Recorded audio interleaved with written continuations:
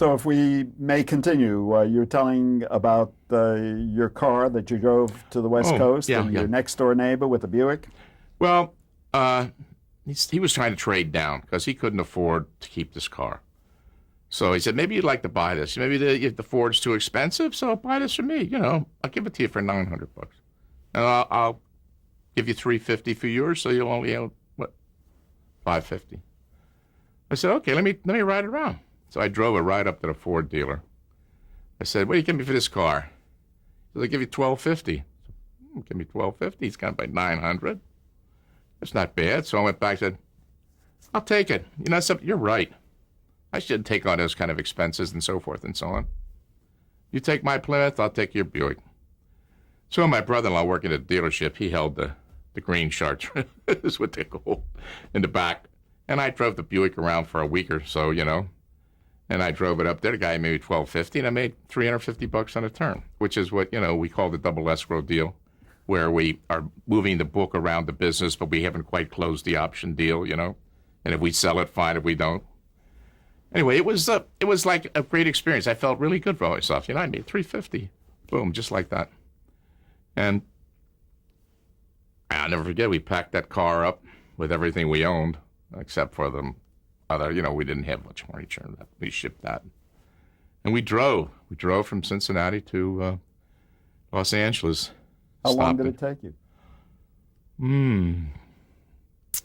I had to start, let's see, we left on Sunday, March the 9th. I'll never forget that. It was a Sunday afternoon. I still see my mom and dad standing up at the front door. Waving goodbye. Waving goodbye. And we drove out. I think we must have gotten there about 5-6 days. And I had to go to work on March 17th, St. Patrick's Day. That was my Monday, March the 17th. I went to work, 1952. And I would say it took us about 6 days. Now, we didn't rush. I mean, we drove up and went through Las Vegas, and which was like, a one-horse town that got lost in a race in those days, and went to what was the old Frontier, I think. Somebody was entertaining there. We took a little side trip to the Grand Canyon, and we kind of took our time. Was your wife enthusiastic about this move?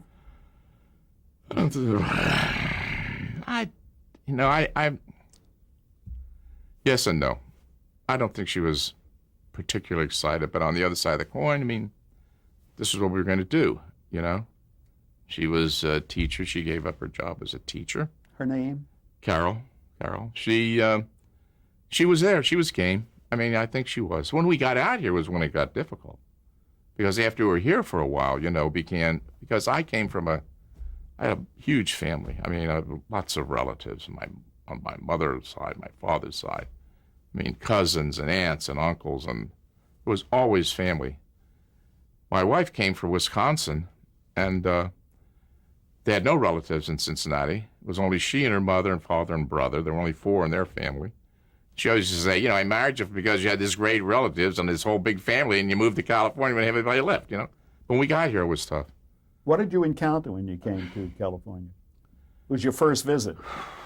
Well, I was here before that. Yeah. I'd come in 1949 for a fraternity leadership school. And I spent about a week out here. And I never thought I'd ever get back. I mean, it was like wild, crazy.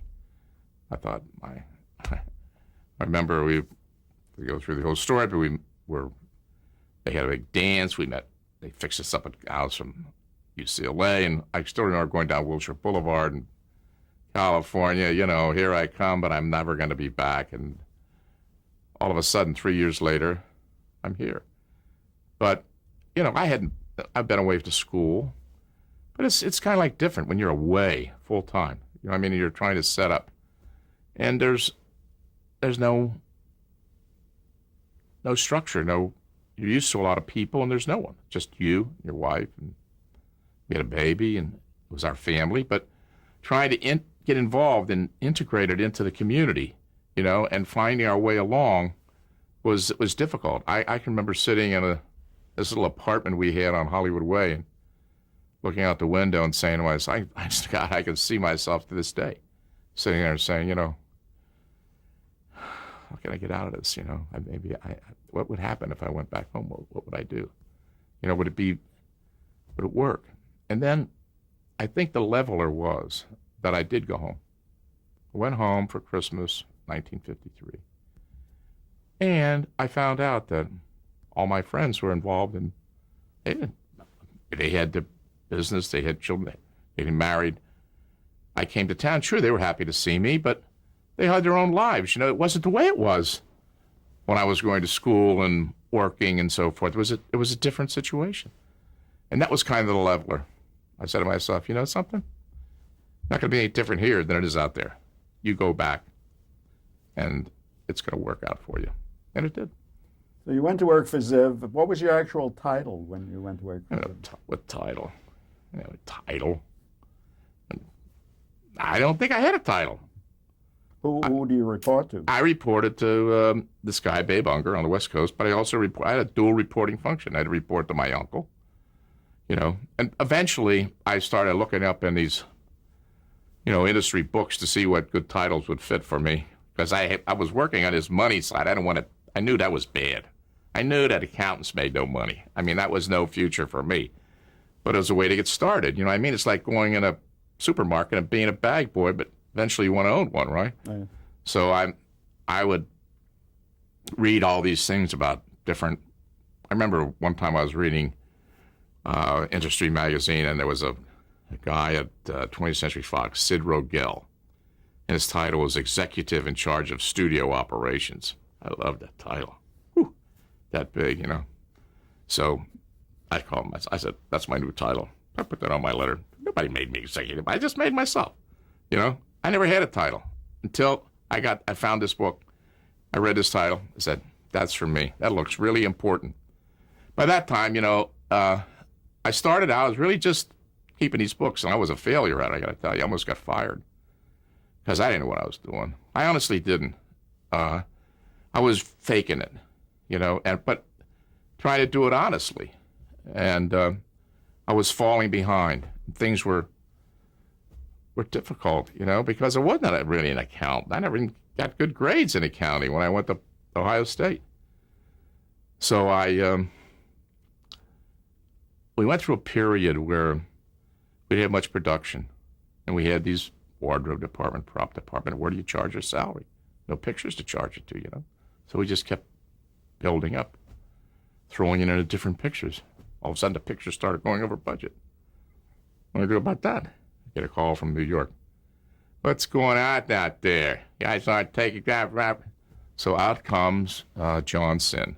He was Fred Ziv's partner. Well, not partner. Fred Ziv never had a partner. Fred Ziv gave pieces out to people. He had given John Sin a small part. And John was his creative guy. He was a connection with California. And boy, I took a meeting with him. I was only out here year and a half or so. And the essence of the meeting was, this guy has to go. And I must tell you, I wasn't old enough that I couldn't have a lump in my throat. Because I didn't want to fail, you know. And my uncle hopped on a plane. He came out with the auditor. They went through everything. And of course, I must say, Babe Unger did not initially stand up for me. He knew what was going on. And he knew we weren't firing anybody. You know, he knew that these people were on payroll. But eventually he did stand up for me and say, look, you know, it's not totally his responsibility. I mean, he was recording the numbers, but, you know, we can't say I'm running the place. He isn't. And so they came out, they installed some new systems and bought some kind of machine, whatever it was, I don't know. All I remember is it made these little tickets, right? And it had notches in these tickets. And so if you wanted to go for a count, you ran this wire through and you shook it out, you know, and the ones that stayed on the wire were charged of that. And it was crazy. And then they installed an IBM machine. We were in this Quonset hut, and it had an evaporative cooler, you know.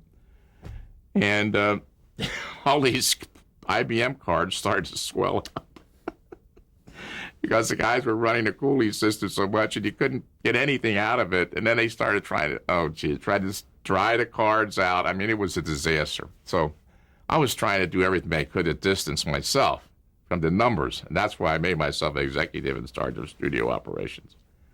Actually, it was not an unfair title because I was just a kid, 25 years old, and they bought a lot.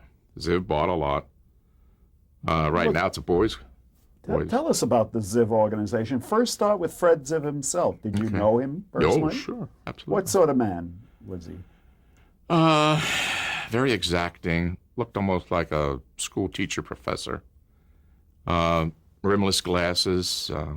Always kind of nicely dressed.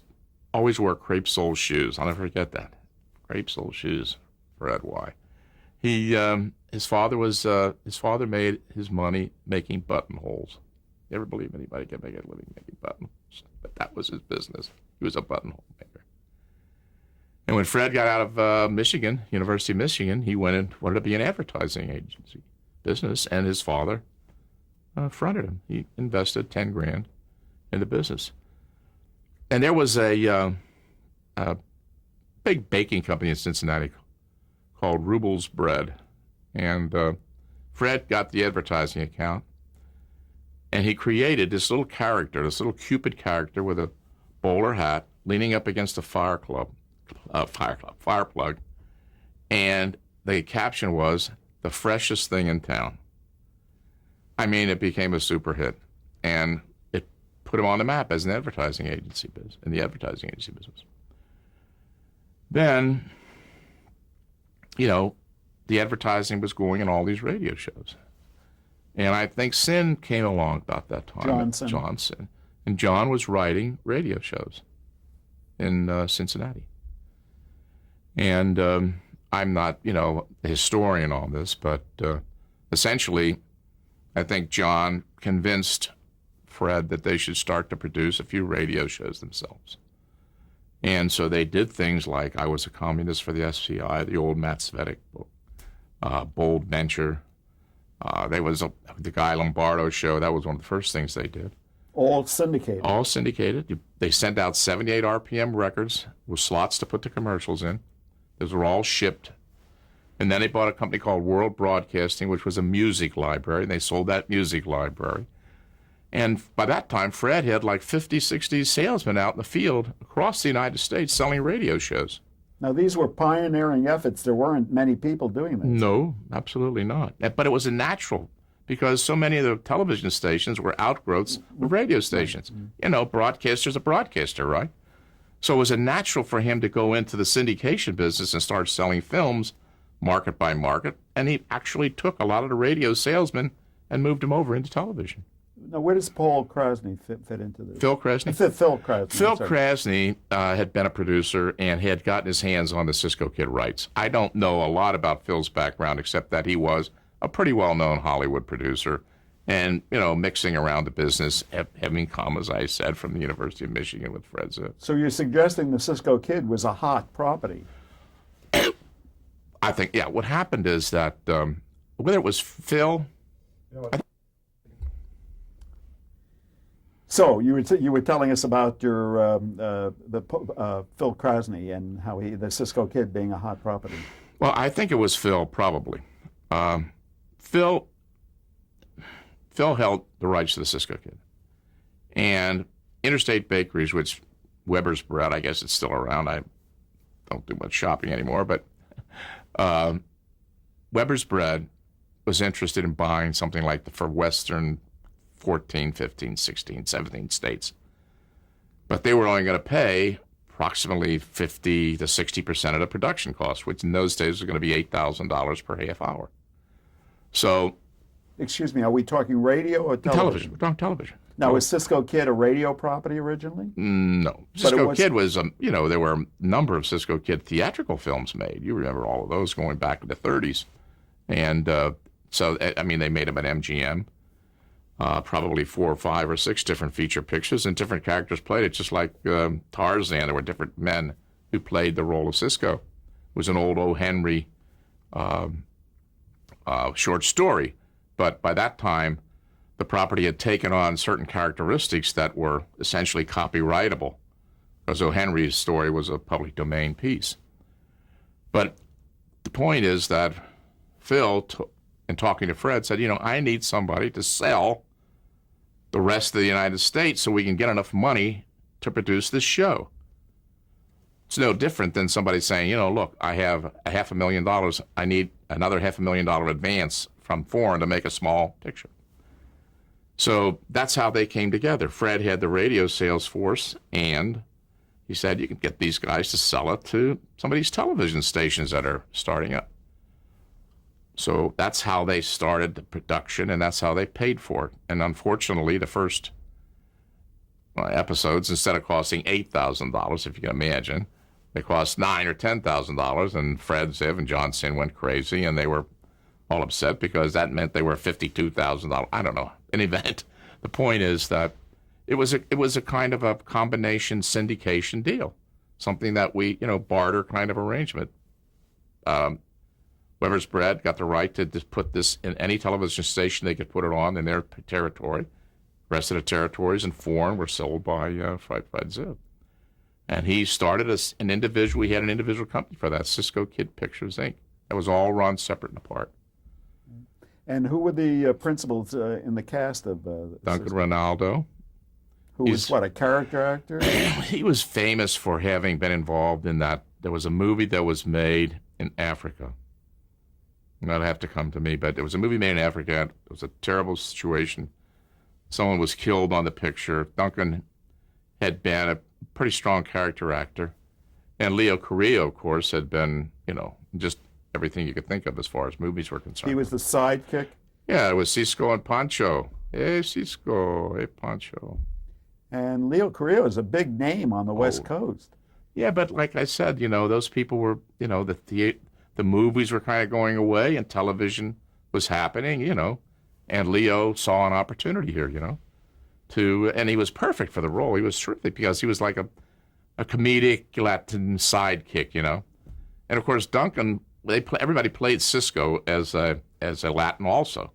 But in the O. Henry's material, he really isn't. He's Caucasian, and he's not anywhere near being a Latin.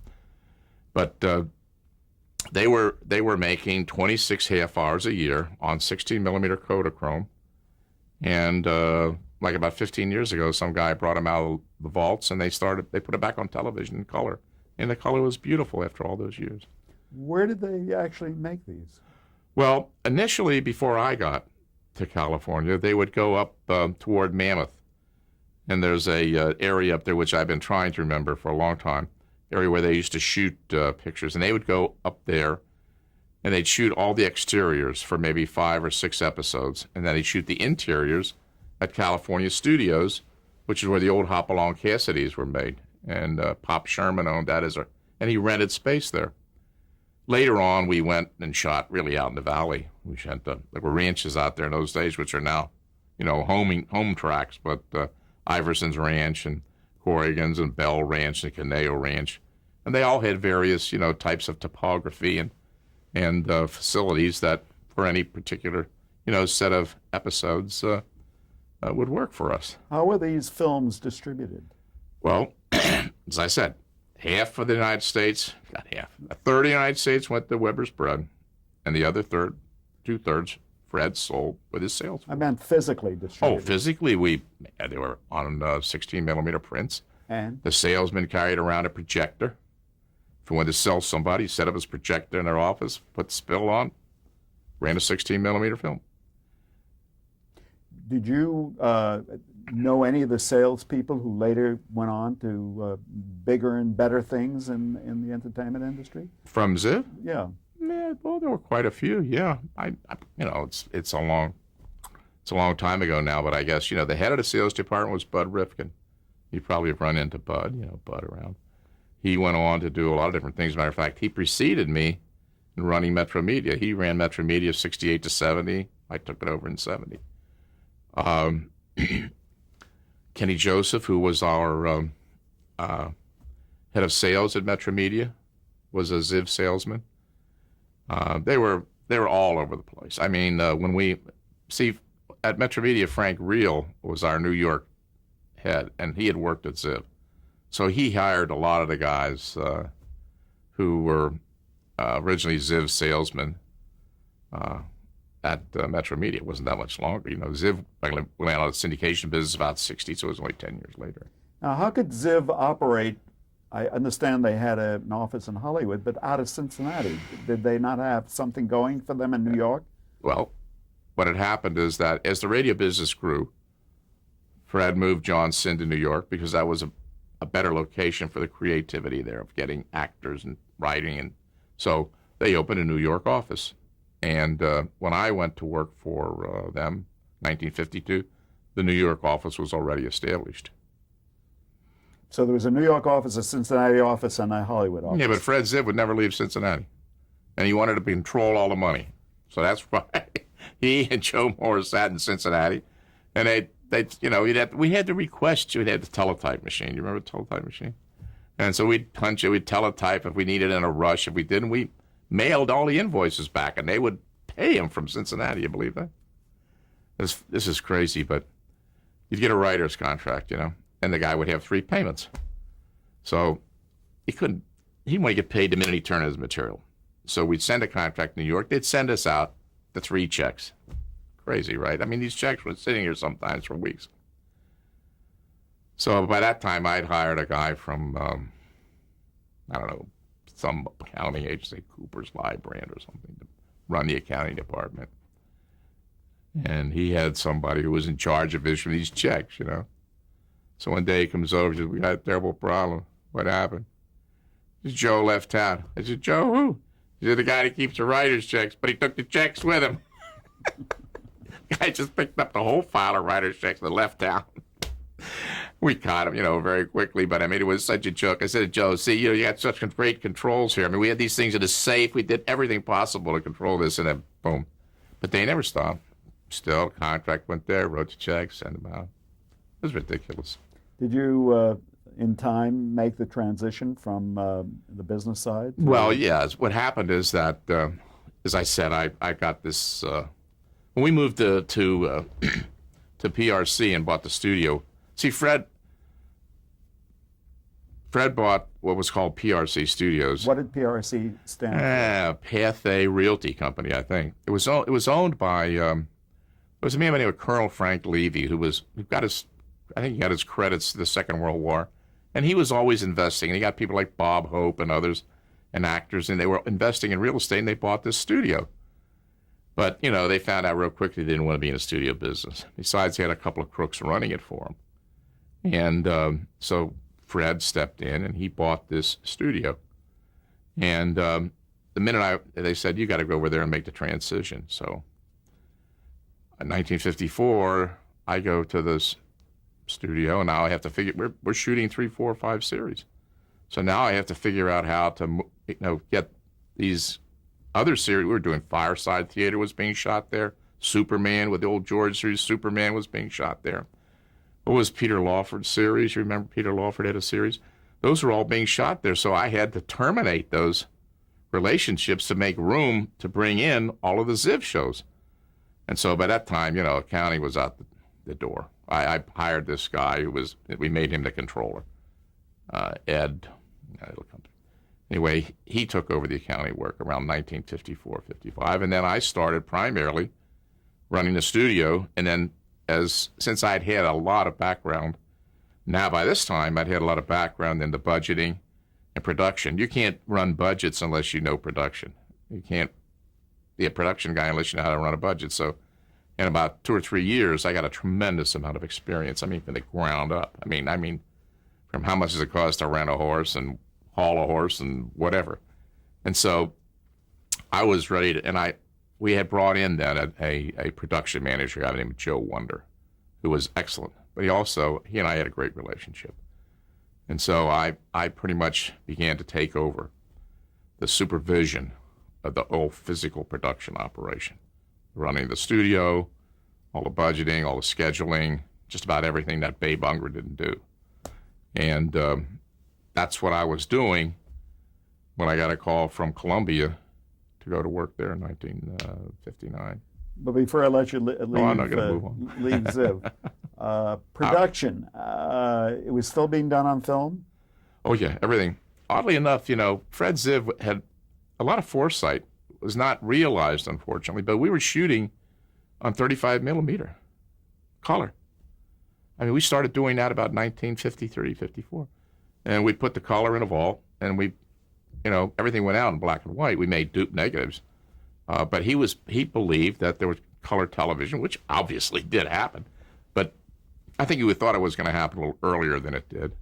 But I thought there was a lot of foresight on his part. As a matter of fact, maybe 10 years ago when David Gerber was doing television at MGM, and by that time, Fred Ziv had sold out in the 60s to UA, I said, these color negatives on Sea Hunt and all these series have to be somewhere that you could go back and pull them out and make color prints and start releasing these series, in color. I don't think they ever found them, though. We had stored them back in on the Hudson. There was Iron Mountain Storage, and they store a lot of places now. In those days, they had these underground salt mines that had been mined, and they had this huge storage facility, kind of a nuclear storage facility, and we shipped them all, put them back there, but I don't know what happened to them. How long would it take to produce a half-hour film? We started out, it was 3 days. Then when the union got a raise, we went to 2 and 5. And then when the union got the next raise, we went in 2 days. And finally, one guy tried to shoot 3 and 5. Didn't work. But we had a guy, Herbie Strock. He was so fast. He shot a full half hour down in San Pedro in 2 8-hour days. He was a film editor. So every shot was a master till, boom, he said, okay, I'm going to cut there. Boom. The guy stopped, please stop talking already. Boom, I cut that. Boom. He just cut the whole damn thing. He was the only one who could put it together. He cut the whole thing in a camera. 16 hours. It took 2 hours to go back and forth to San Pedro, for God's sake. But when we tried to do 3 and 5, they didn't work. It was a test. You mentioned some of the Ziv shows, Sea Hunt being one of them. Rough Riders, Mackenzie's Raiders, Highway Patrol, Ripcord. Went on Men into Space. We did the first space series. It was unbelievable with Bill Lundigan. If we could just focus on 2 of them, Sea Hunt and Highway Patrol. Sea Hunt introduced Lloyd Bridges to television. Oh, yeah. And the producer was Ivan Tors. Right. Yeah. Was Ivan Tors somewhat of a character? You know how to make a Hungarian omelet, don't you? No, I don't. First you steal 3 eggs. That was Ivan Tors? Yeah, Ivan. He used to kid me. We used to kid about that. But Ivan was very ingenious. He still talked with the big Hungarian accent that he used to call me Chuck all the time. Hey, Chuck! Must come over here. I better talk to you immediately. You must come to my office. He was doing science fiction theater. That was the first thing he did for us. And that was brilliant. With Truman Bradley as the host narrator. That was a brilliant show. But he got this idea to do this underwater show. And, it was about that time, I guess, when Cousteau, who I worked with later in the 70s, invented the underwater scuba tanks. And that was like what, really motivated this whole show. May I ask you to pause Sure. here for a second while we change the tapes?